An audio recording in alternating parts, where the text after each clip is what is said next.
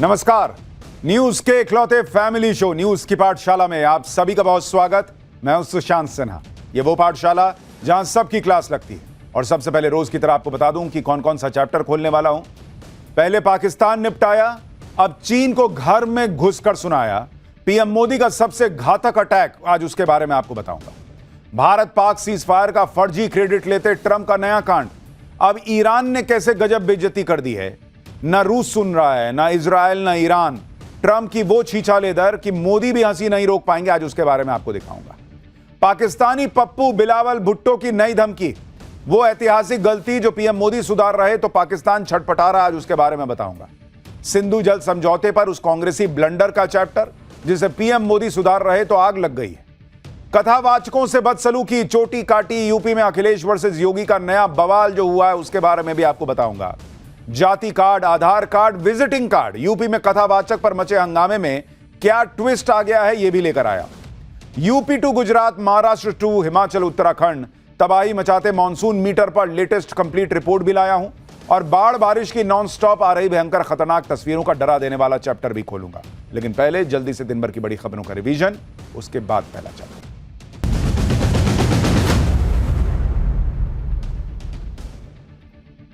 दिल्ली में आपातकाल के 50 साल कार्यक्रम में अमित शाह ने कांग्रेस और पूर्व पीएम इंदिरा गांधी पर बड़ा हमला बोला। अमित शाह ने कहा कि जनता तानाशाही को कभी स्वीकार नहीं कर सकती और जब कांग्रेस ने आपातकाल लगाकर देश की नींव को हिला दिया था तब देश ने एकजुटता दिखाई थी और आजादी के बाद देश में पहली बार गैर कांग्रेसी सरकार बनी। आगे अमित शाह ने बताया कि 25 जून 1975 जब आपातकाल लगा उस वक्त उनकी उम्र मात्र 11 साल की थी और उनके गांव के 184 लोगों को जेल भेजा गया था।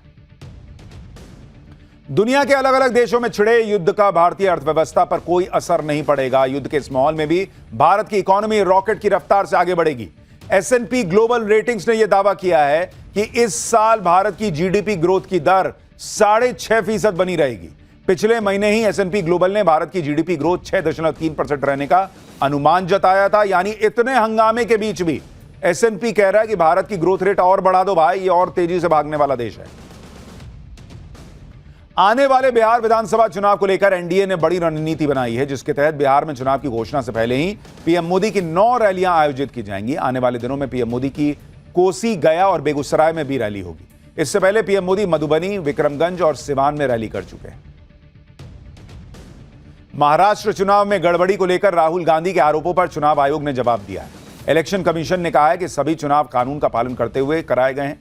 चुनाव आयोग ने कहा कि उन्हें कोई इशू है तो वो आयोग को लिख सकते हैं या पर्सनली भी आकर मिल सकते हैं। इसी पर महाराष्ट्र के सीएम देवेंद्र फडणवीस ने भी राहुल गांधी को घेरा और कहा कि राहुल गांधी को पहले अपने विधायकों से बात करनी चाहिए, फिर आरोप लगाने चाहिए। रेलवे 1 जुलाई 2025 से नया किराया लागू करने जा रहा है। रेलवे का बढ़ा हुआ किराया लंबी दूरी और एसी ट्रेन के लिए होगा। नए टैरिफ के मुताबिक साधारण सेकंड क्लास में 500 किलोमीटर तक कोई बदलाव नहीं है रेट में। 500 किलोमीटर से ज्यादा दूरी पर आधा पैसा प्रति किलोमीटर किराया बढ़ाया जाएगा। वहीं नॉन एसी मेल एक्सप्रेस ट्रेनों में 1 पैसा प्रति किलोमीटर की बढ़ोतरी होगी। एसी क्लास में भी 2 पैसे प्रति किलोमीटर का इजाफा किया गया है।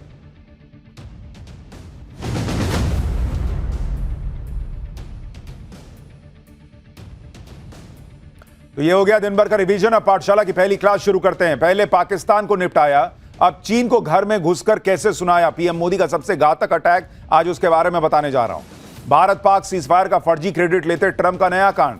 अब ईरान ने गजब बेइज्जत कर दिया है।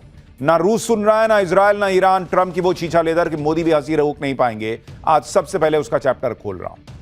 जो लोग नरेंद्र सरेंडर की बातें करते हैं वो लोग आज ये देख लें कि नरेंद्र मोदी की लीडरशिप में भारत कैसे धमाके पर धमाके कर रहा है। पहले पाकिस्तान को भारत ने निपटाया, अब चीन को घर में घुसकर भारत सुना रहा है।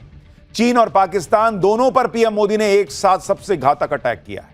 यह नरेंद्र मोदी की लीडरशिप में भारत का जलवा है। जबकि दूसरी तरफ आप ट्रंप को देख लीजिए। दुनिया भर के फूफा बन के घूम रहे ट्रंप की ऐसी छीछा लेदर हो रही है कि ना तो रूस उनकी सुन रहा है, ना ईरान सुन रहा है, ना वो इजराइल सुन रहा है जिसके लिए ट्रंप ने बम फोड़े थे। बताइए, यह हालत हो गई है ट्रंप की। बहुत ही बुरा हाल हो चुका है ट्रंप का। दुनिया हंस रही है। ट्रंप ऐसा झल्ला रहे हैं कि अब तो उनके मुंह से गाली निकलने लगी है, ऐसा लग रहा है। क्योंकि सीज फायर के नाम पर ट्रंप क्रेडिट खाने तो आ जाते हैं। जैसे भारत पाक के सीज फायर का फर्जी क्रेडिट ले रहे थे, वैसे ही ईरान इजराइल के साथ ट्रंप कह रहे थे कि भाई मैंने सीज फायर करा दिया, लेकिन वहां भी गजब बेइज्जती हो गई। ट्रंप की बात आगे विस्तार से करूंगा। ट्रंप ने कौन सा नया कांड किया है, कैसे लोगों को जो बाइडन जो इधर उधर सन्नाटे में घूमने लगते थे, ऐसी हालत हो गई थी उनकी जाते जाते, अब वो बाइडन भी लोगों को ट्रंप से बेहतर लग रहे हैं कि भाई इससे तो बेहतर ही था वो आदमी।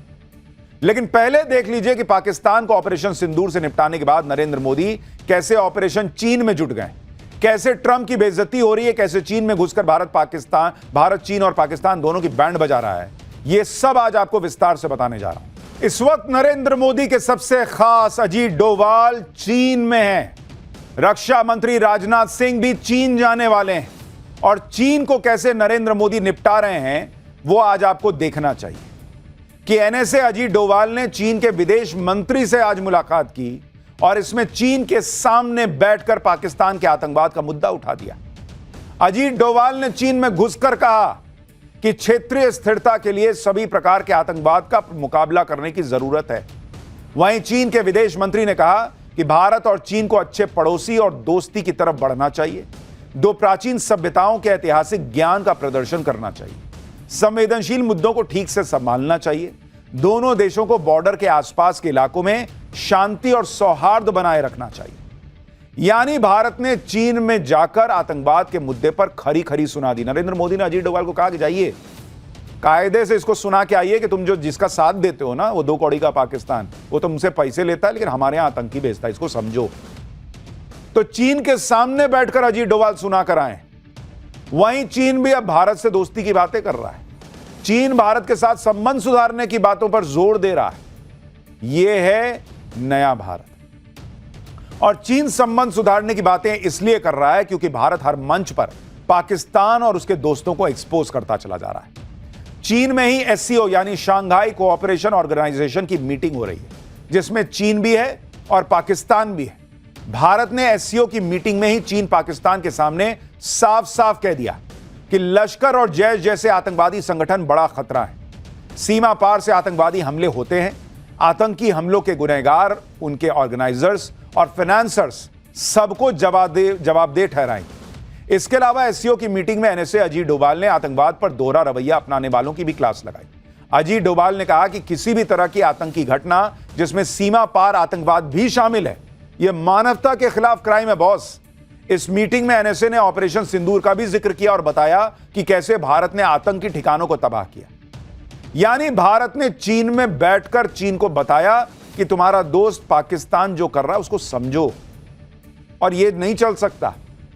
उधर आज ही पीएम मोदी ने भी ऑपरेशन सिंदूर का जिक्र किया और कहा कि 22 मिनट में ही भारत ने मेड इन इंडिया हथियारों से दुश्मन को घुटने टेकने पर मजबूर कर दिया। एक बार पीएम मोदी ने आज क्या कहा है, जरा उसको भी सुनिए। हाल में दुनिया ने यह भी देखा है कि भारत का सामर्थ्य क्या है। ऑपरेशन सिंदूर आतंकवाद के खिलाफ भारत की कठोर नीति को दुनिया के सामने एकदम स्पष्ट कर दिया है। हमने दिखा दिया है कि भारतीयों का खून बहाने वाले आतंकियों के लिए कोई भी ठिकाना सुरक्षित नहीं है। आज का भारत देश हित में जो भी हो सकता है और जो भी सही है उसके हिसाब से कदम उठाता है। आज सैन्य जरूरतों के लिए भी भारत की विदेशों पर निर्भरता लगातार कम हो रही है।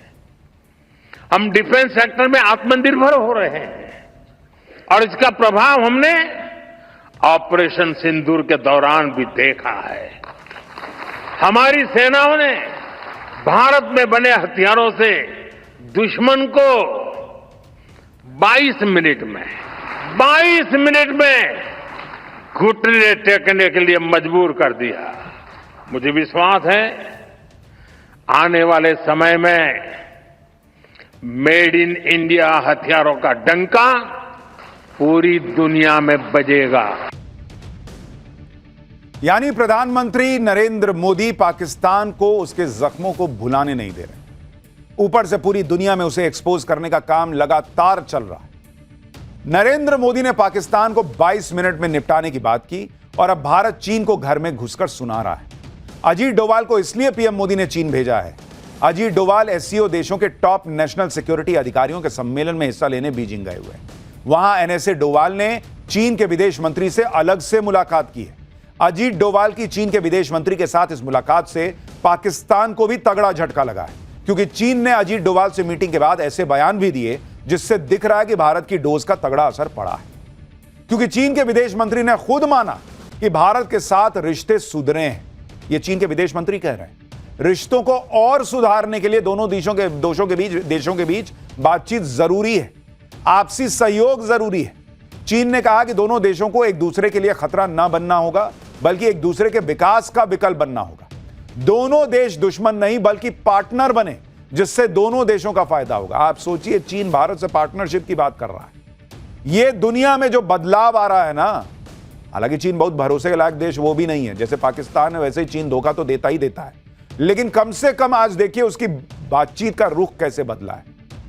क्योंकि दुनिया में भारत ऐसी सुपर पावर बनता जा रहा है जिसके बिना चलना बड़ा मुश्किल है। यह भारत का दमखम है कि चीन भी भारत के साथ काम करना चाहता है, भारत से लड़के नहीं रहना चाहता। लेकिन हमारे यहां कुछ लोग हैं जिन्हें यह सब नहीं दिखता।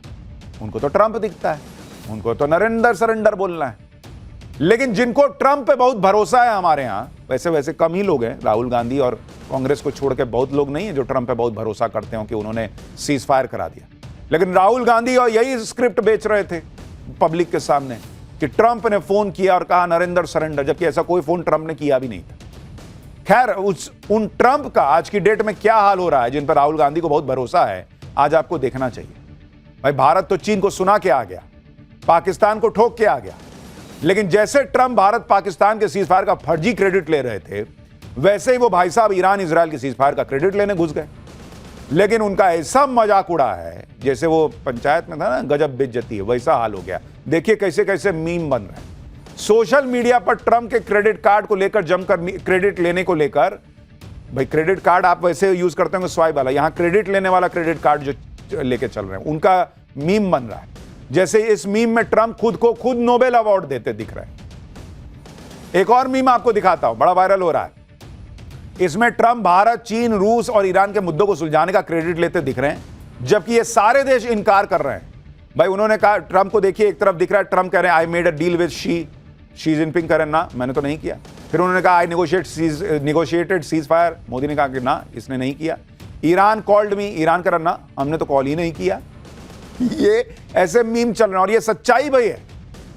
मीम देखिए जिसमें ईरान पर बम बरसते भी दिख रहे हैं और ट्रंप की इमेज के नीचे लिखा है चलो अब शांति की बात करते हैं। सबसे शानदार मीम तो यह है जिसमें ट्रंप के हाथ में एक प्ले कार्ड है और इसमें लिखा है कि ईरान न्यूक्लियर हथियार बना सकता है अगर खमेनेई ट्रंप को नोबेल अवार्ड के लिए नॉमिनेट कर देते हैं।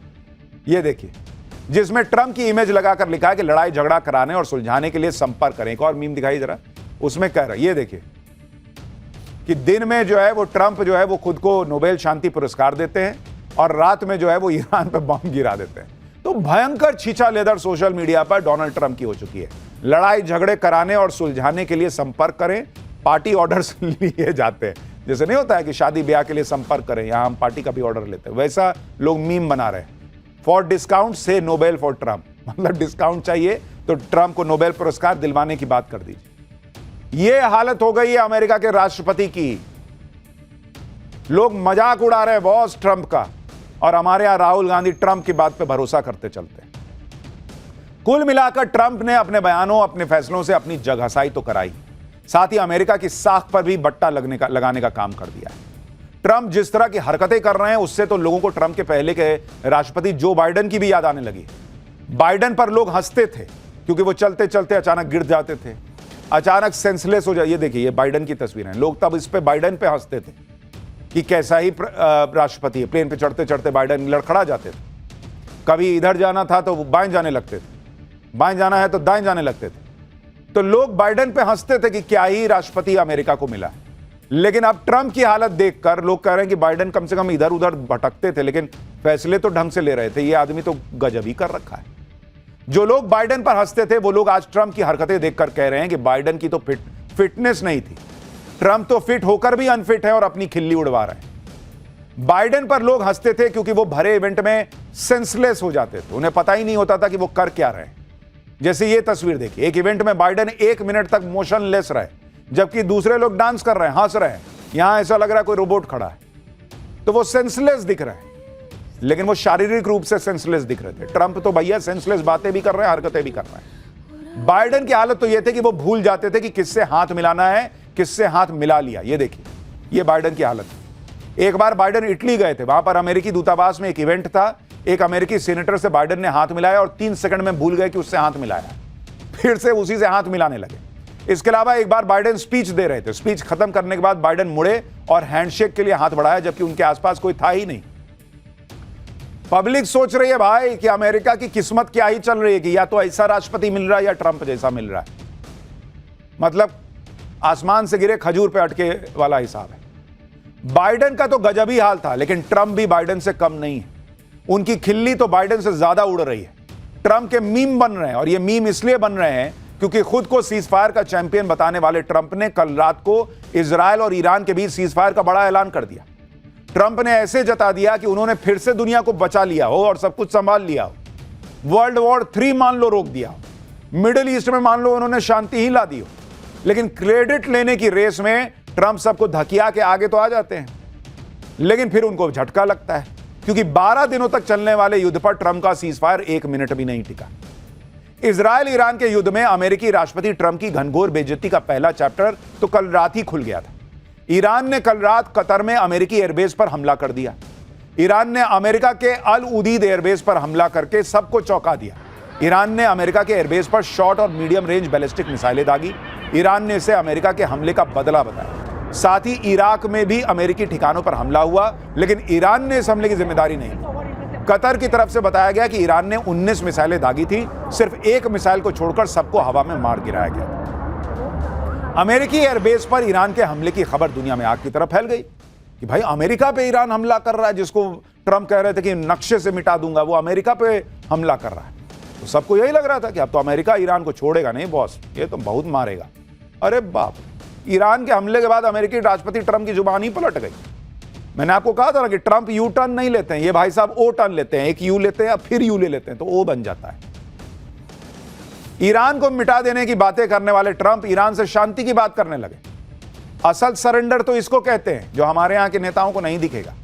खैर, ईरान के हमले पर ट्रंप ने कहा कि ईरान ने 14 मिसाइल दागी, 13 को हमने गिरा दिया, एक को छोड़ दिया क्योंकि वो ऐसी जगह जा रही थी जहां कोई खतरा नहीं था। ट्रंप ने कहा कि इस हमले में कोई हताहत नहीं हुआ है, कोई नुकसान नहीं हुआ है। इसके आगे जो ट्रंप ने कहा कि उसे जानकर सब हैरान रह गए। ट्रंप ने दावा कर दिया कि ईरान ने इस हमले की जानकारी पहले ही दे दी थी। इसके लिए ट्रंप ने ईरान को धन्यवाद दिया और कहा कि अब ईरान शांति की राह पर आगे बढ़ सकता है। आप सोचिए, अमेरिका जैसा ताकतवर देश जिस पर कोई पत्थर मारने की भी नहीं सोच सकता, उस पर ईरान ने बैक टू बैक मिसाइलें दाग दी और ट्रंप यहां शांति की बात कर रहे हैं। मतलब यह हाल हो गया कि एक कोई मोहल्ले का बहुत बड़ा कोई चीता आदमी है जिसकी तरफ लोग आंख उठा के नहीं देखते, उसको एक जो है वो मुक्का मार रहा है, थप्पड़ मार रहा है, वो कह रहा है मेरे गाल पे नहीं लगा, पेट पे लगा तो क्या हुआ, मेरे को फर्क नहीं पड़ता, गाल पे नहीं मारा था। और वो ईरान को धन्यवाद दे रहे भाई साहब। ट्रंप की इस भाषा को देखकर सवाल उठने लगे कि ये युद्ध चल रहा है या मजाक चल रहा है। मारने से पहले कौन बताता है भाई, मैच फिक्सिंग किए हो क्या? अब वो कहा कि हम तुमको मारने आ रहे हैं और ट्रंप ने कहा कि ठीक है तो चलो काम करो, तुम भी मार ही लो। ये कौन सा युद्ध है भाई? और उस युद्ध को रुकवाने का क्रेडिट ले रहे हैं ट्रंप। इधर ट्रंप ईरान को थैंक यू कर रहे थे, उधर अमेरिका के एयरबेस पर मिसाइल दागकर ईरान अपनी छाती पीट रहा था। ईरान की तरफ से कहा गया कि ईरान के शक्तिशाली सशस्त्र बलों ने कतर में अल उदीद में अमेरिकी एयरबेस पर हमला किया और उसे नष्ट कर दिया। भाई वो अपनी पीठ थपथपा रहा है ईरान कि देखो अमेरिका को फोड़ दिए। ईरान के हमले के कुछ ही देर बाद डोनाल्ड ट्रंप ने एक बड़ा ऐलान भी कर दिया। ट्रंप ने कल रात 3:32 पर सोशल मीडिया पोस्ट पर कहा कि सभी को बधाई, ईरान और इजरायल के बीच कंप्लीट सीजफायर की डील हो गई है। ट्रंप ने कहा कि अभी से लेकर अगले 6 घंटे का विंडो है, इस बीच में दोनों देश अपने फाइनल मिशन को पूरा करेंगे। इसके बाद ईरान सीजफायर शुरू करेगा और इसके 12 घंटे बाद इजरायल भी उसे फॉलो करेगा और इस तरह 24 घंटे में युद्ध खत्म हो जाएगा। इसके बाद ट्रंप ने दोनों देशों को बधाई भी दे दी। ट्रंप ने कहा कि यह युद्ध कई सालों तक चल सकता था, पूरे मिडिल ईस्ट को तबाह कर सकता था, लेकिन ऐसा नहीं हुआ, ना होगा। मतलब क्रेडिट लेने के लिए तो मैंने कहा ना, वो मुक्का कोहनी मार के आगे आ जाते कि मैंने सब कर दिया। ट्रंप ने पूरा माहौल बना दिया कि उन्होंने दुनिया को एक और तबाही से बचा लिया है और अब सब कुछ ठीक हो जाए। लेकिन ट्रंप के सीज फायर के ऐलान के बाद इजराइल ने दावा किया कि ईरान ने उस पर मिसाइलें दाग दी। बताइए, यह तो अमेरिका की हैसियत कर दी इन्होंने कि ट्रंप कह रहे हैं कि मैंने सीज फायर करा दिया, ईरान मिसाइल दाग दिया इजराइल पे। मंगलवार की सुबह इजराइल में वॉर सायरन बजने शुरू हो गए। इजराइल ने दावा किया कि सीज फायर शुरू होने के 2.5 घंटे के अंदर ही ईरान ने उस पर 6 बैलिस्टिक मिसाइल दागी है। इजराइल के मुताबिक ईरान ने इजराइल के बेशरबा में एक बिल्डिंग पर मिसाइल दागकर उसे गिरा भी दिया। इस हमले में 4 लोगों की मौत हो गई, 20 लोग घायल हो गए। आप देखिए कैसे वहां मिसाइल जा रहा है, ईरान का सायरन बज रहा है, और ट्रंप कह रहे हैं कि मैंने तो युद्ध रुकवा दिया। इजराइल ने ईरान पर सीज फायर तोड़ने का आरोप लगाते हुए पलटवार भी कर दिया। मतलब इजराइल भी नहीं रुका। ईरानी हमले के जवाब में इजराइल ने अपनी सेना को तेहरान में हमले का आदेश दे दिया। इजराइल ने ईरान की राजधानी तेहरान में एक रडार साइट पर हमला कर दिया। इजरायली आर्मी रेडियो ने इस हमले की पुष्टि भी की है। यानी ना इजराइल ट्रंप की सुन रहा है, हमले नहीं रोक रहा, ना ईरान ट्रंप की सुन रहा है, वो भी हमले नहीं रोक रहा। दोनों एक दूसरे को फोड़ रहे हैं, और ट्रंप रात के 3:32 पे मैसेज कर रहे हैं, सब रुकवा दिया मैंने। गजब आदमी है भाई। ये सब देखकर ट्रंप झल्ला गया। भाई बेइज्जती तो थोड़ी बहुत तो कभी कभी तो फील हो ही जाती है। सुबह करीब 10:30 बजे ट्रंप ने सोशल मीडिया पोस्ट में कहा कि सीज फायर लागू है, कृपया इसका उल्लंघन ना करें। मतलब जैसे नहीं होता सड़क पर, ये वन वे रास्ता है, कृपया इसका उल्लंघन ना करें। अरे कौन वन वे? दोनों तरफ से घाए घाए गाड़ी आ रही है, जा रही है। काहे का तुम जो है वो ट्रैफिक पुलिस बन के खड़े हो? कोई तुमको नहीं सुन रहा। लेकिन जब कुछ घंटे बाद भी ट्रंप की इस अपील का कोई नतीजा नहीं निकला, तो ट्रंप गुस्से में मीडिया के सामने आए। ट्रंप ने दोनों देशों पर सीज फायर के उल्लंघन का आरोप लगाया। ट्रंप खासकर इजराइल पर भड़के, और इतना भड़के कि गुस्से में गाली देने लगे। सुनिए इजराइल को लेकर ट्रंप ने क्या कहा। Yeah, I do. They violated it, but Israel violated it too. Are you questioning if Israel is committed? Israel, as soon as we made the deal, they came out and they dropped a load of bombs, the likes of which I've never seen before. The biggest load that we've seen. I'm not happy with Israel, so I'm not happy with them. I'm not happy with Iran either. But I'm really unhappy if Israel's going out this morning because of one rocket that didn't land, that was shot, perhaps by mistake, that didn't land. I'm not happy about that. You know what? We basically have two countries that have been fighting so long and so hard that they don't know what doing. Do you understand that? यानी Trump इतना झल्ला गए कि भाई अब वो Israel को गाली दे रहे हैं कि इजराइल को समझ में नहीं आ रहा कि वो क्या कर रहा है। बताइए, बीप करना पड़ रहा है, राष्ट्रपति ऐसी गाली दे रहा है। ये हालत हो गई। सोचिए ट्रंप की क्या हालत हो गई है। जिस इजराइल के खिलाफ अमेरिका चट्टान की तरह खड़ा रहता है, वही अमेरिका की बात नहीं सुन रहा, और ट्रंप उससे इतना झल्ला गए कि गाली देने लगे। सोशल मीडिया पोस्ट में ट्रंप ने सीधे सीधे इजराइल को धमका दिया कि इजराइल ईरान पर बम न मारे, अगर ऐसा करेगा तो सीजफायर का बड़ा उल्लंघन होगा। ट्रंप ने कहा कि इजराइल अपने पायलट्स को अभी वापस बुलाए। इसके थोड़ी देर में ट्रंप ने बताया कि इजराइल ईरान पर हमला नहीं करेगा। सभी प्लेन जो ईरान पर हमला करने वाले थे वो ईरान के आसमान में फ्रेंडली वेव करके लौट आएंगे। ट्रंप की बातें सुनी, कह रहे हैं कि वहां प्लेन जाएंगे, हमला नहीं करेंगे, फ्रेंडली वेव करके हाय बाय करके चलाएंगे, किसी को चोट नहीं आएगी। सीज फायर लागू हो गया। यानी इजराइल को रोकने के लिए ट्रंप को एड़ी चोटी का जोर लगाना पड़ रहा है। ट्रंप और नेतन्याहू के बीच फोन पर बात भी होने की खबरें हैं। नेतन्याहू ने यहां तक दावा किया कि ईरान पर भयंकर स्ट्राइक करने वाले थे, लेकिन ट्रंप से बातचीत के बाद अब थोड़ी देर इसको रोक दिया। हालांकि यह सीजफायर कितने दिन कितने घंटे टिकेगा कहना मुश्किल है, क्योंकि ना इजराइल ट्रंप का लोड ले रहा है ना ईरान। दूसरी तरफ ट्रंप पूरी तरफ इस सीजफायर का क्रेडिट लेने के लिए लाइन में लगे हैं। ट्रंप ने सीजफायर को लेकर जो कहानी सुनाई उसमें भी झोल लग रहा है। ट्रंप ने कहा कि दोनों देश एक ही वक्त पर उसके पास आए थे और शांति की बात करने लगे। लेकिन आप देखिए, यह सीजफायर ऐसे वक्त में हुआ जब पुतिन ईरान के नेताओं से मिले, ईरान को पूरी मदद देने की बात कही। खुद ट्रंप ने माना कि पुतिन से उनकी बात हुई है और पुतिन ने ईरान से मदद की पेशकश की। ट्रंप ने यहां तक कहा कि वो ईरान में सत्ता परिवर्तन नहीं चाहते, क्योंकि इससे ईरान में अराजकता फैल जाएगी। अब ट्रंप के ऐसे बयान और रूस की एंट्री से तो यही लग रहा है कि पुतिन के डर से ट्रंप पीछे हट गए। ट्रंप को यह समझ आ गया कि अगर वो ईरान के साथ ज्यादा 3-5 करेंगे तो पुतिन से, चीन से, सबसे भिड़ना पड़ सकता है, जो मैं कल आपको चैप्टर में बता रहा था। इसलिए ट्रंप ने कहा कि सिर्फ जुबान के मामले में ही यू टर्न क्यों लेना, फैसलों के मामले में भी गाड़ी घुमाओ। गाड़ी घुमाओ जी, गाड़ी घुमा लिए, बोले कि अब सीज फायर कर लो। क्या हुआ? मेरे एयरबेस पे अगर ईरान ने बम ही गिरा दिया तो क्या होगा? सब तो फोड़ दिए ऊपर, अब एक नीचे उधर गिरा है, हमको चोट नहीं लगी।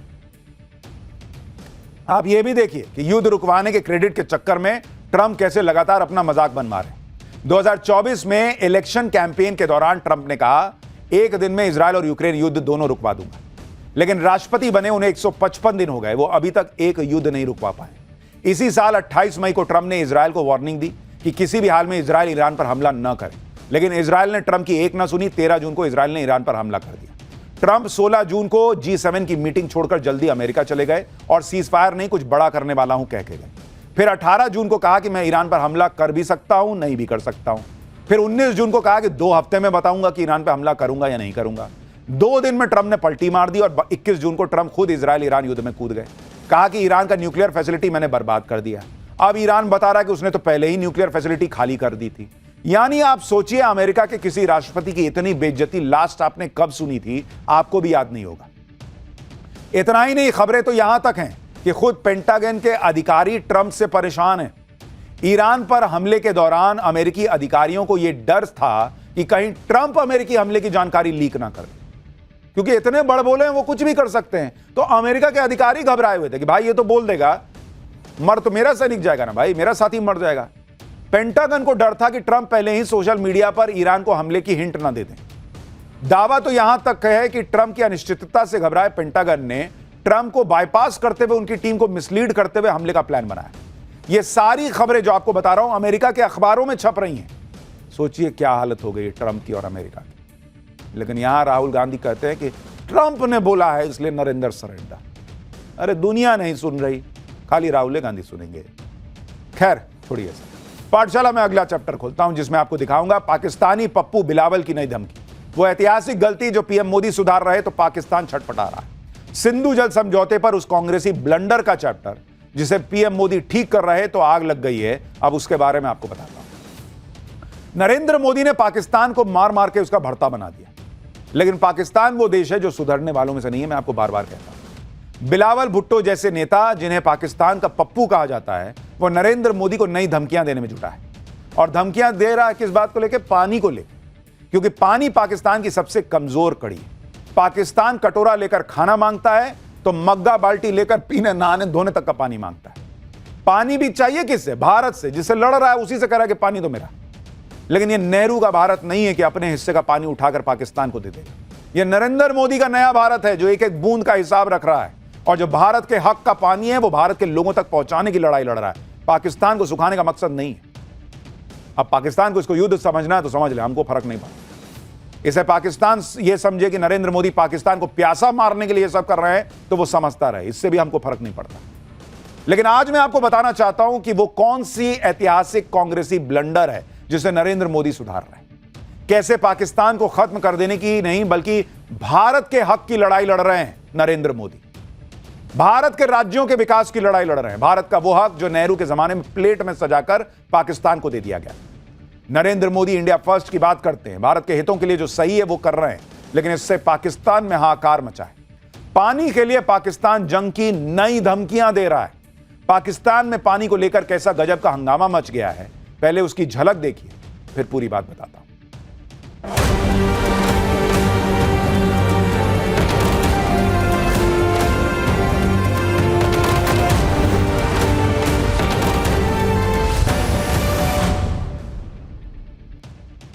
पानी को लेकर पाकिस्तान को जिस तरह से भारत का डर है और जिस तरह से अपनी बर्बादी की आशंका है, उससे पाकिस्तान बौखला गया है।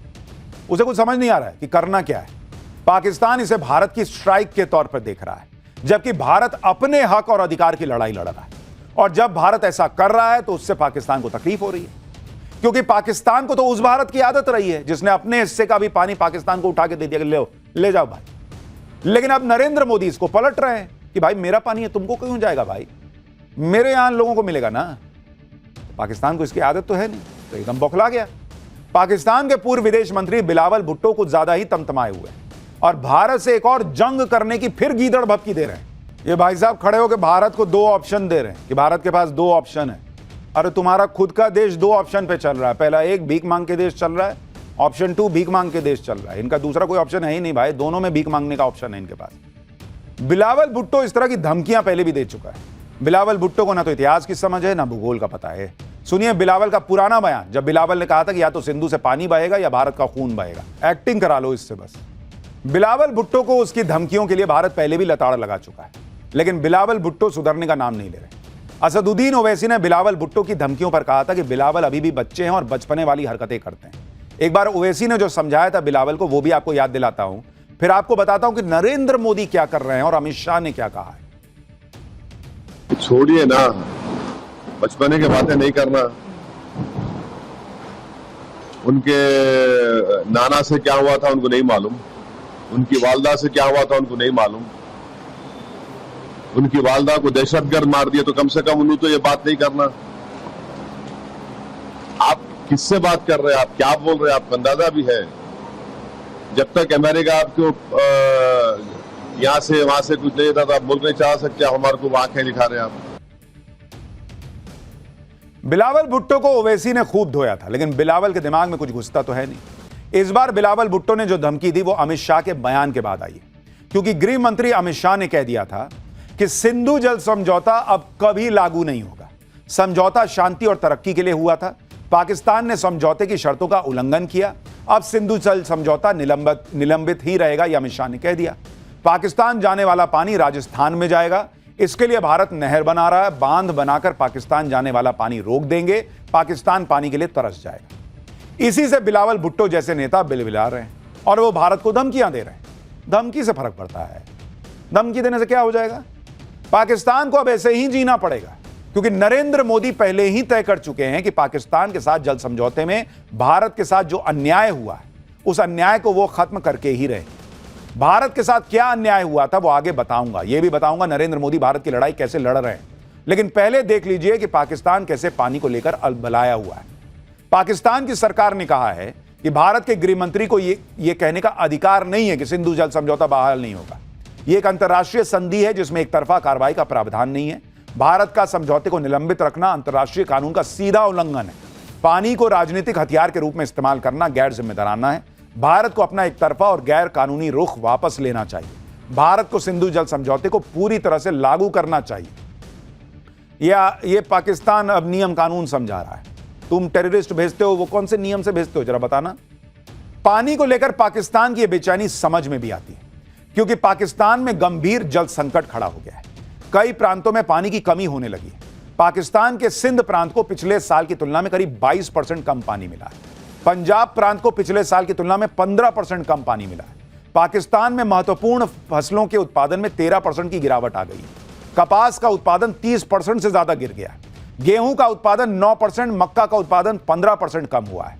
पाकिस्तान की जीडीपी में कृषि की हिस्सेदारी 24% से गिरकर 23.54% हो गई है। पाकिस्तान में खरीफ की फसलों की बुआई पानी की कमी से प्रभावित हो रही है। पानी की कमी से पाकिस्तान के हाइड्रो पावर प्रोजेक्ट भी प्रभावित हो रहे हैं। पाकिस्तान के तरबेला और मंगला डैम में जलस्तर डेड स्टोरेज लेवल पर पहुंच गया, यानी न्यूनतम स्तर पर। इससे पाकिस्तान में बिजली उत्पादन 30 से 50% कम हो सकता है। पाकिस्तान के कई इलाकों अभी से बिजली कटौती भी शुरू हो गई।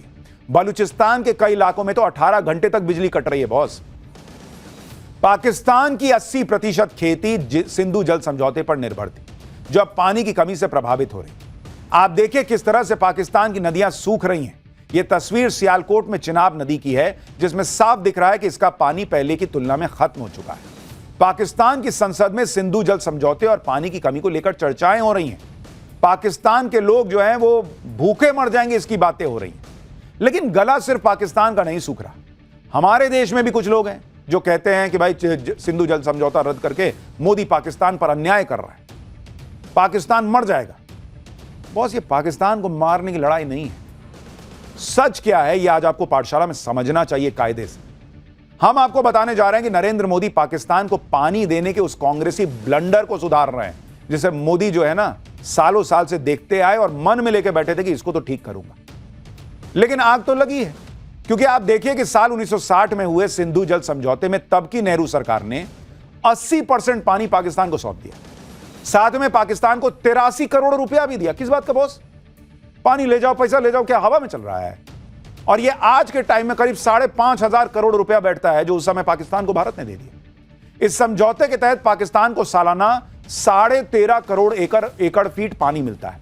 जबकि भारत के पास मात्र 3 करोड़ एकड़ फीट पानी बचता है। इस समझौते के तहत 6 नदियों वाली सिंधु प्रणाली के पानी पर भारत का अधिकार सिर्फ सिंचाई और नदी प्रवाह पनबिजली परियोजनाओं तक सीमित था। पाकिस्तान को 3 पश्चिमी नदियों के पानी पर पूरा 100% अधिकार है और भारत के पास जो 3 पूर्वी नदियां हैं उसके सिर्फ करीब 20% पानी पर ही सीमित अधिकार मिला है। यह क्या तमाशा है बॉस? और इसलिए आज तक जम्मू कश्मीर में वाटर स्टोरेज की व्यवस्था नहीं बन पाई। इससे जम्मू कश्मीर को सालाना 80 करोड़ रुपए के बिजली उत्पादन का नुकसान होता है। इस समझौते की वजह से ही अब तक भारत अपने डैम्स का सही से रखरखाव नहीं कर पाया, उसका नुकसान अलग है। सिंधु जल समझौते के समय कैसे भारत के हितों को नजरअंदाज किया गया, आज आपको जानना चाहिए। और नरेंद्र मोदी ये गलती सुधार रहे हैं।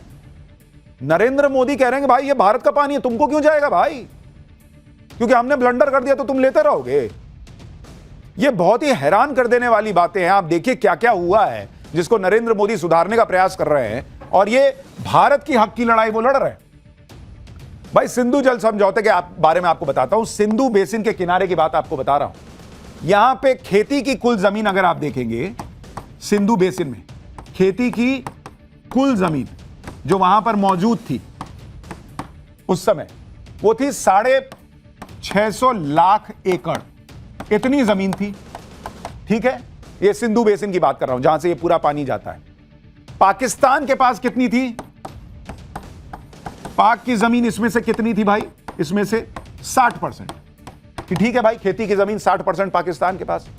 भारत के पास कितनी थी? भारत के पास थी 40%। ठीक है, अब समझौता आपने क्या किया बॉस? पाकिस्तान को कितना पानी मिला? पाकिस्तान को आपने पानी उठा के दे दिया कि भाई समझौते के तहत पाकिस्तान को पानी आपने दे दिया 80%। 80% पाकिस्तान को पानी दे दिया। 3461 एकड़ फीट पानी प्रति एकड़। और भारत को कितना पानी दिया आपने? 20%। ये कौन सा समझौता नेहरू कर रहे थे बॉस?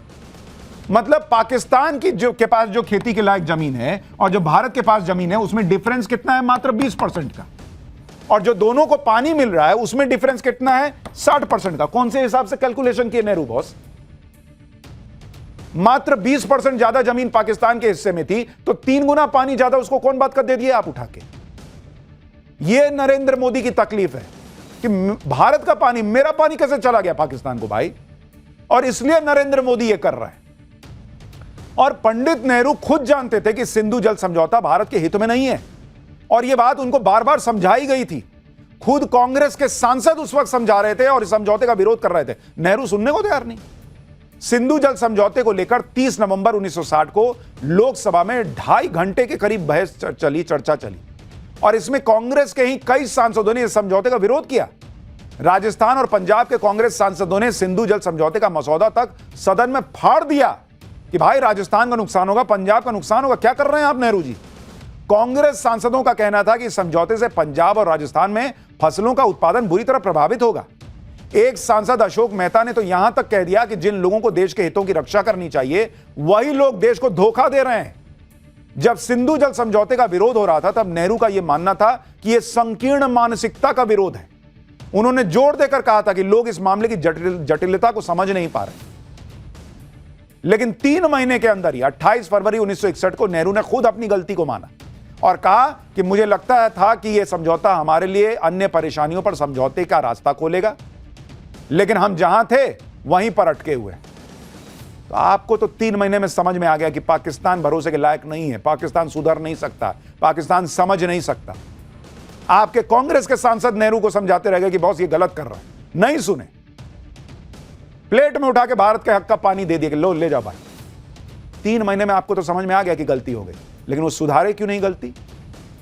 वो सुधारने के लिए कोई नरेंद्र मोदी लग रहा है और नैरेटिव ये बन रहा है कि नरेंद्र मोदी पाकिस्तान का पानी ले रहे हैं। पाकिस्तान का पानी नहीं ले रहे हैं बॉस, हमारा पानी है जो किसी ने उठा के दे दिया था। प्रधानमंत्री नरेंद्र मोदी कई बार कह चुके हैं कि सिंधु जल समझौता करके भारत के हक का पानी पाकिस्तान को देने का इंतजाम किया गया था। यह नेहरू का ब्लंडर था। आप सुनिए पीएम मोदी ने सिंधु जल समझौते को रद्द करने की वजह क्या बताई थी। देश को कैसे बर्बाद किया गया है।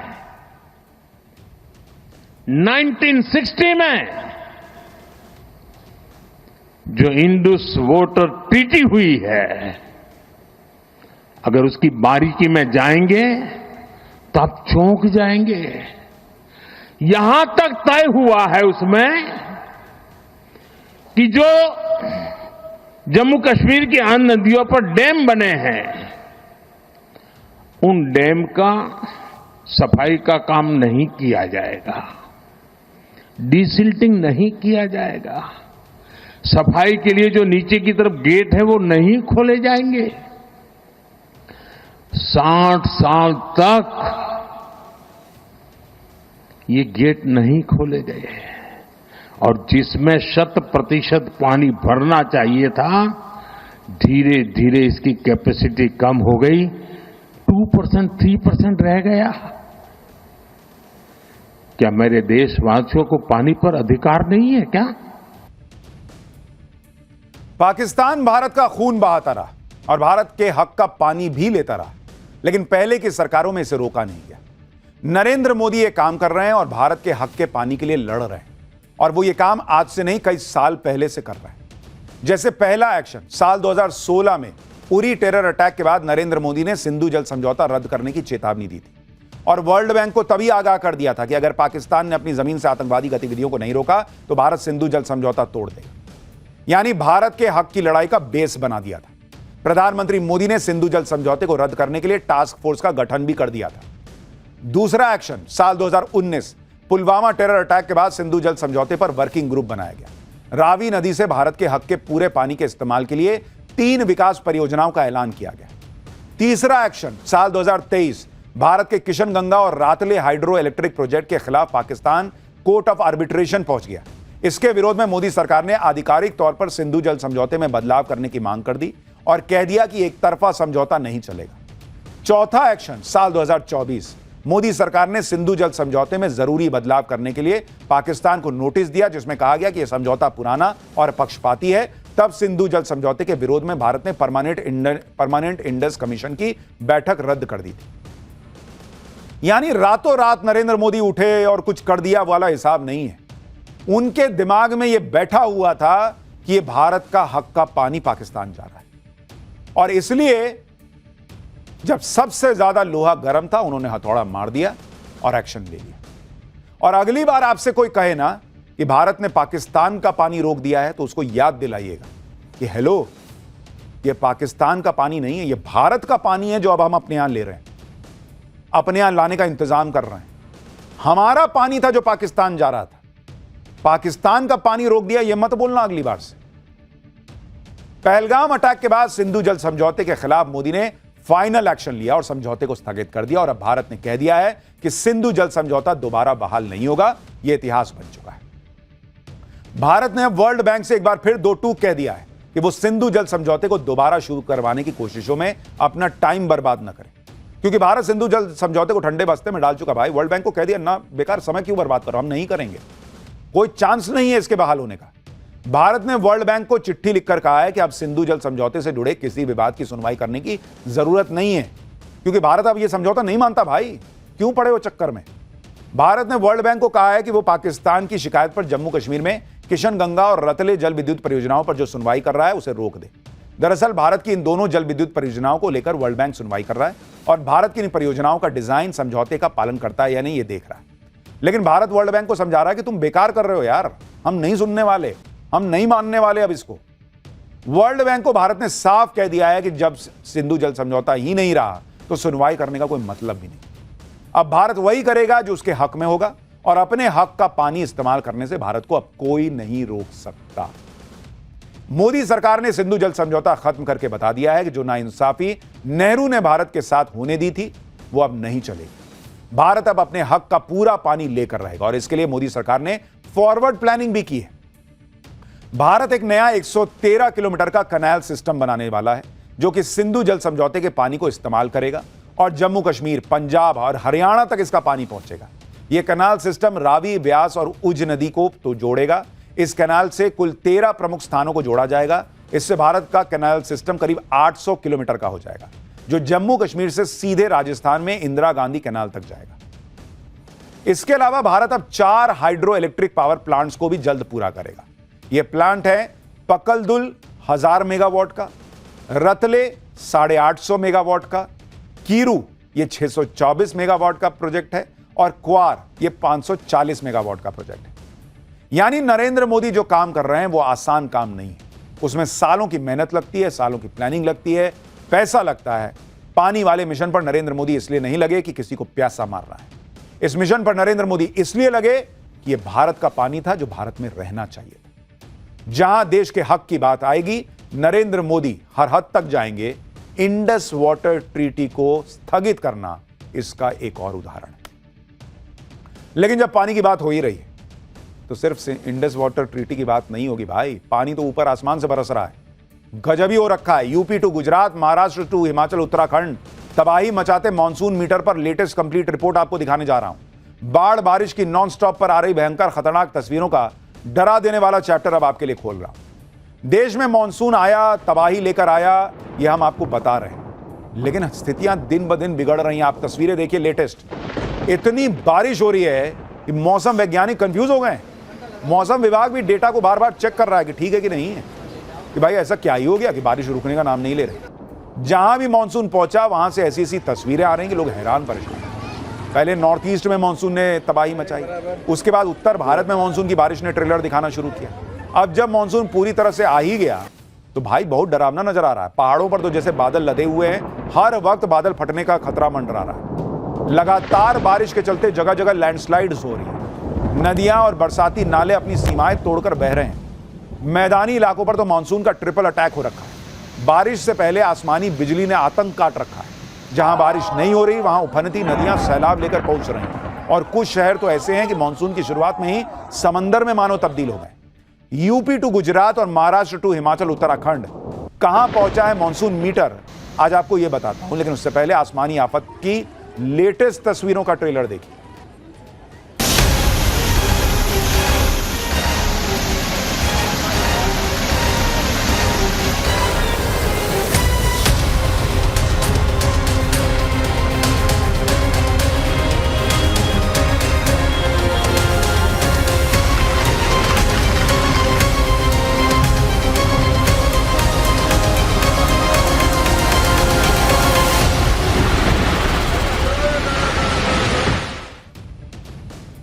मौसम विभाग ने पहले ही कह दिया था कि इस बार मॉनसून जोरदार रहेगा, लेकिन इतनी भयानक बारिश होगी इसका अंदाजा आम लोगों को नहीं था। खासकर गुजरात के लोगों ने नहीं सोचा था कि मॉनसून में ऐसा हाल हो जाएगा कि सड़क और नदी में अंतर करना मुश्किल हो जाए। ये तस्वीरें सूरत शहर की हैं, जहां 24 घंटे तक हुई बारिश के बाद शहर अब शहर नहीं बचा, बल्कि समंदर हो गया। कई इलाकों में बाढ़ जैसे हालात हो गए। एक दिन में 10 इंच बारिश के बाद 2006 की यादें ताजा हो गई, जब सूरत में बाढ़ आई। तब सूरत का 80% से ज्यादा इलाका डूब गया। अभी भी ऐसे ही कुछ हालात लग रहे हैं, कोई जगह ऐसी नहीं जहां पानी ना भरा दिख रहा।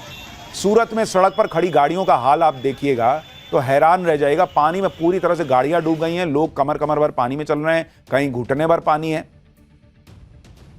और मतलब बड़ी मुश्किल से वहां पर लोग जो है वो किसी तरीके से 2-4 गाड़ियां चल रही हैं। बाइक देखिए, बाइक ही डूब गई। निचले इलाके तो पूरी तरह से पानी में डूब गए।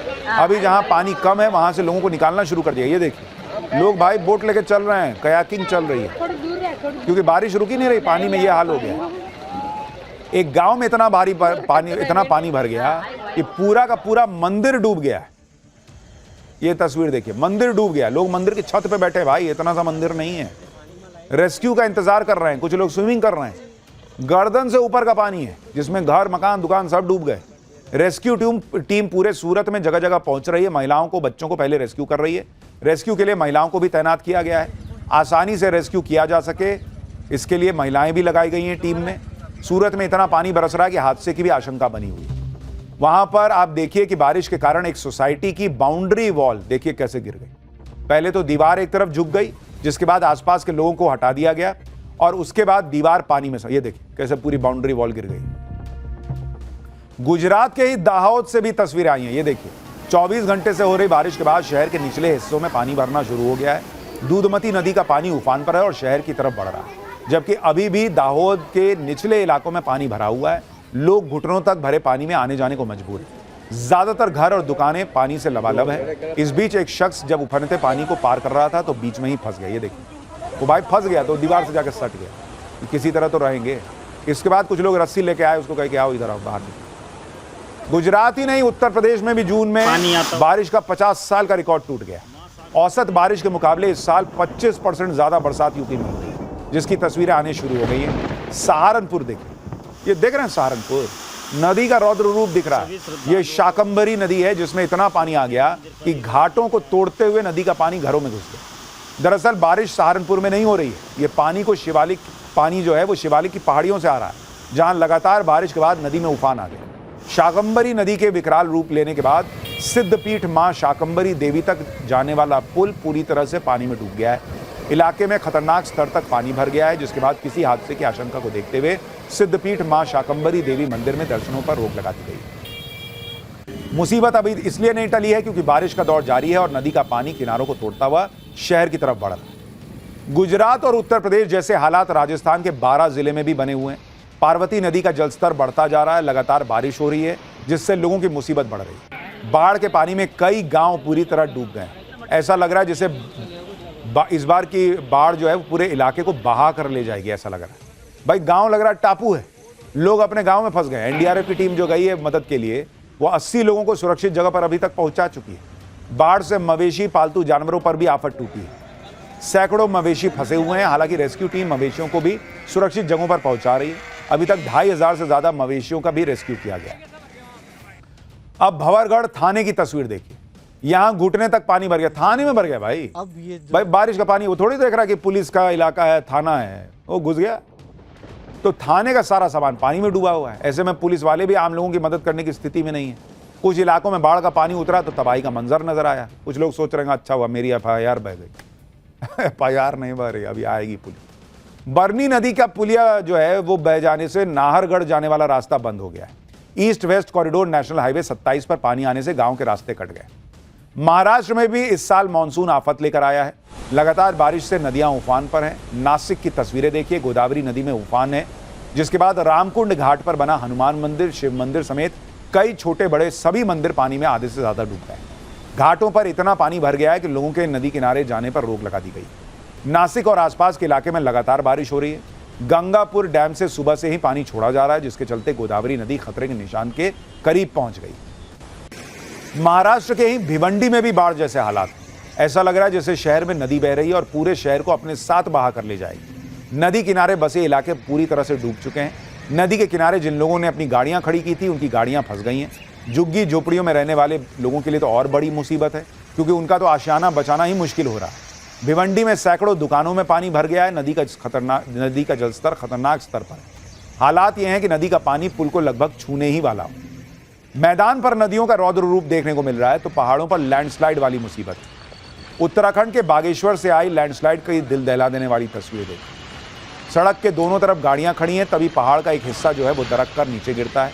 लैंडस्लाइड इतना जबरदस्त था कि सड़क को अपने साथ लेकर खाई में चला गया। लैंडस्लाइड के बाद ये सड़क पूरी तरह से बंद हो गई।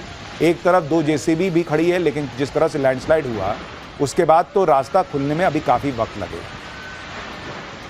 तो भाई ये बाढ़ बारिश जो है वो रुकने का नाम नहीं ले रही, लेकिन हमको तो रुकना पड़ेगा। एक छोटा सा ब्रेक ले लेते हैं। ब्रेक के बाद आपको बताऊंगा कि तेंदुए के साथ एक मजदूर की खतरनाक भिड़ंत, जिसे देखकर आपके भी रोंगटे खड़े हो जाएंगे।